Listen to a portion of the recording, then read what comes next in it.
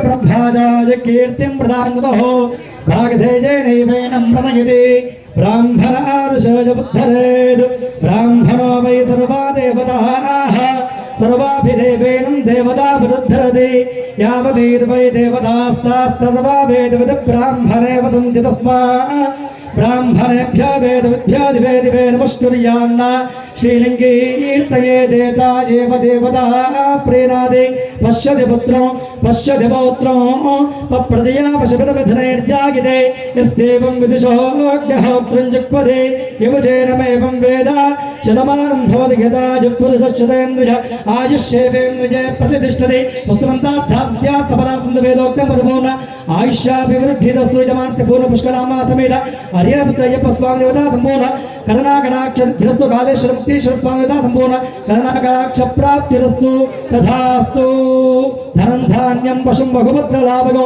शतं वत्सरं दीर्घमायुः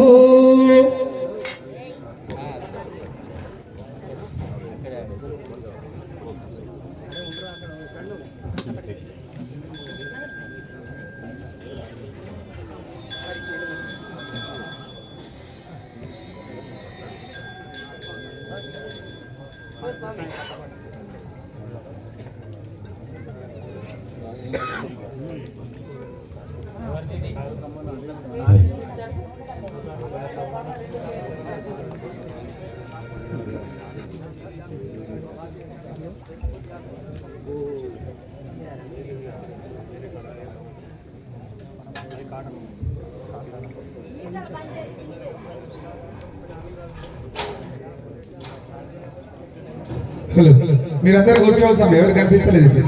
మీరు నిలబడట్లా కొంచెం అన్న స్వామి సమర స్వామి కొంచెం ప్లేసింగ్ మరి వెనక్కి రావాలి స్వామి, పూజ అందరూ కనిపించాలి. వెనకాల చాలా మంది ఉన్నారండి, మీరందరూ నిల్చునేసరికి పూజ ఎవరికి కనిపిస్తారు. దయచేసి అందరూ జరగాలి, కూర్చోగలరు.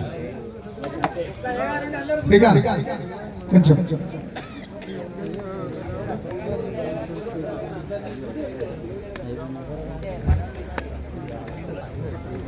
స్వామి సమాన స్వామి ఇట్రా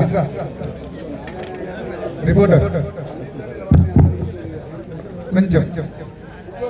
అందరికీ నమస్కారం. ఈరోజు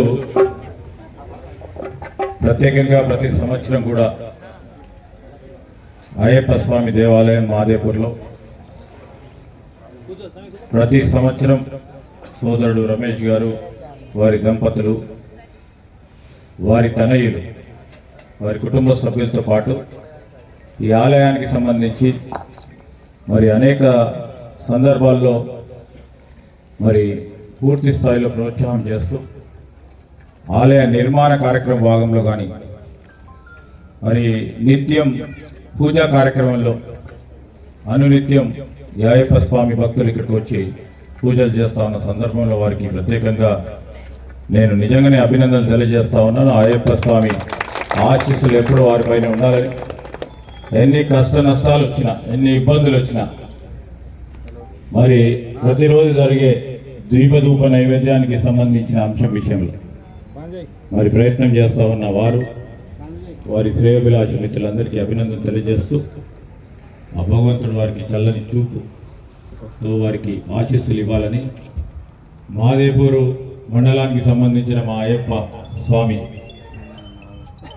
భక్త సోదరులకు ఈరోజు ఈ నియోజకవర్గానికి సంబంధించి నలుమూల నుంచి చేసిన మరి భక్తులందరికీ, మా అన్నలు, తమ్ముళ్ళు, మా అక్కలు, చెల్లెలు అందరికీ హృదయపూర్వకంగా నమస్కారాలు.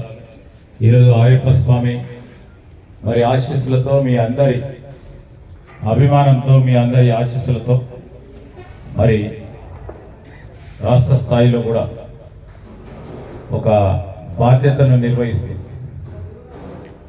నేను నడిచేటప్పుడు నాకు ఓటేసిన ప్రతి సోదరుడు నా ఇంట్లో ఉంటాడనే రాష్ట్రంలో పలు కార్యక్రమాలు చేపడతా ఉన్నప్పుడు నేను అనునిత్యం ఆలోచన చేస్తూ ఉంటాను. నేను ఎప్పుడు మర్చిపోను. తిరిగి మన నియోజకవర్గానికి సంబంధించిన అభివృద్ధి, సంక్షేమానికి సంబంధించి అనునిత్యం నేను ప్రయత్నం చేస్తూనే ఉంటాను, ఎవరు చెప్పినా చెప్పకుండా. ఆ ప్రయత్న భాగంలోనే ముందుకు సాగుతాం. మా మిత్రులు ఎవరైతే, సోదరులు ఎవరైతే అయ్యప్ప స్వామికి సంబంధించి ఆనాడు తెలుసో తెలియక చాలామంది, నేను నిన్ననో మొన్ననో 3 రోజుల క్రితం మంత్రికి పోయినప్పుడు ఒక అయ్యప్ప స్వామి భక్తుడు నా దగ్గర రాడు, కానీ సార్ మీరు గెలిస్తే తప్పకుండా అయ్యప్ప స్వామి దగ్గర నడుచుకుంటూ పోతాను పోయి మొక్కులు తీర్చుకున్న అలాంటి భక్త సోదరులను కూడా చూస్తూ ఉంటే అదే మాకు ఒక స్ఫూర్తి. ఆ స్ఫూర్తి భాగంలోనే మేము ముందుకు నడుస్తూ ఆ స్వామి మరి ఆశీస్సులతో మంచి చేద్దాం, మంచి చేసే కార్యక్రమాలు చేద్దామని నేను మీ అందరినీ కూడా మరొకసారి కోరుతా ఉన్నాను. ఇంకా అనేక కార్యక్రమాలు చేసేది సంవత్సరం గడిచి వీలున్నంత వరకు ఒక ప్రయత్న భాగంలో అయ్యప్ప స్వామి అదేవిధంగా భగవంతుని ఆశీస్సులతో మేలు చేసే ఒక ప్రయత్నం జరుగుతూ ఉన్న సందర్భం. ఇంకా కూడా మీ అందరి అభిమానంతో, మీ అందరి పెద్దలందరి ఆశీస్సులతో, మా మిత్రులు సహచర సోదరులందరి అభిమానంతో ఈ ప్రాంతం బాగుపడాలి. ఈ ప్రాంతానికి సంబంధించిన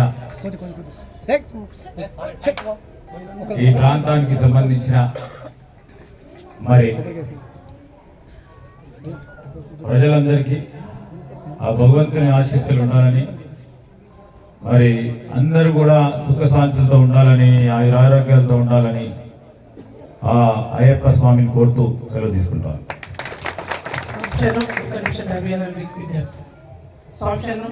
ఇక్కడ ఉన్న వాళ్ళలో అందరికీ తెలుసు, కార్యక్రమ సేవకుని నేను మాత్రమే ఇక్కడ దేవాలయంలో ఓన్లీ సేవకుని. కానీ ఇక్కడ ఈ మండల కేంద్రంలోని నాగేంద్రగిరిపై నరమానవుడు కూడా సంచరించిన స్వామి, పశువుల కాపలు కూడా అలా వెళ్ళేది ఇలా వెళ్ళేది, ఎందుకంటే ఇది ఎక్కడానికి అనుకోలేకుంటే ఈ స్థలంలో నాగేంద్రుడు ప్రత్యక్షంగా తిరుగాడుతుంటాడు. అందరికి చాలా మంది తెలుసు, దర్శనం ఇచ్చారు.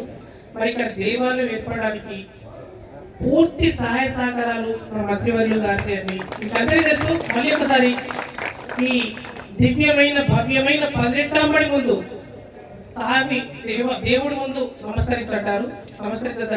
కానీ నేను తప్పకుండా 18 దివ్య సన్నిధిలో స్వామివారికి వేల కోటాను కోట్ల కృతజ్ఞతలు తెలుపుతూ నమస్కరిస్తున్న స్వామి.